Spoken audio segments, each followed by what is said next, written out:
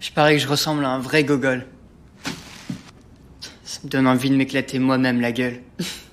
Après l'arrestation de Carl et Chucky, il ressemblait davantage à un criminel. Pour cela, Fiona avait préparé quelques accessoires. Elle avait même donné des lunettes à Carl, juste pour qu'il ait l'air d'un étudiant sage. Quand l'audience a commencé, Sammy a remarqué que Chucky avait des blessures sur le corps, parce que Carl avait arrangé quelqu'un pour le tabasser. Sammy a fixé Fiona du regard. Ses yeux étaient remplis de colère. Finalement, le juge a condamné Chucky à 120 jours de prison, principalement parce que son intelligence était médicalement considérée comme déficiente. Le juge a montré un peu de compassion. L'accusé souhaite-t-il dire quelque chose? Charles?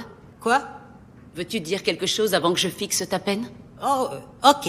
Quand Carl a été amené au tribunal, Sammy était stupéfaite. Sale enfoiré de sa mère, je rêve ou quoi, c'est une blague?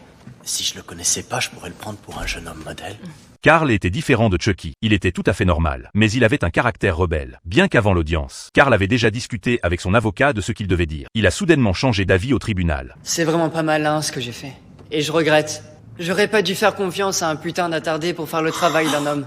Donc la prochaine fois que je veux faire passer de la drogue, je serai moins con. Le juge voulait lui donner une autre chance et lui a demandé de bien se comporter. Sinon, il serait envoyé en centre de détention pour mineurs. C'est ce que tu veux?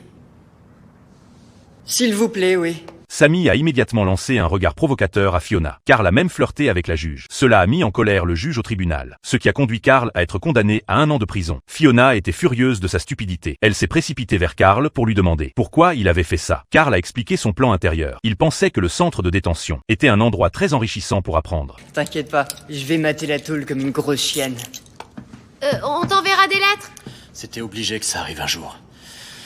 Il va s'en sortir. S'en sortir? C'est lui qui va faire la loi, tu veux dire?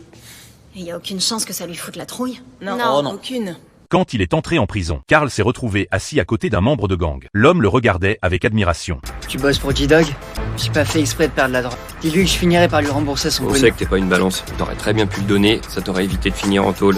Et toi, mec, t'as pas mouchardé.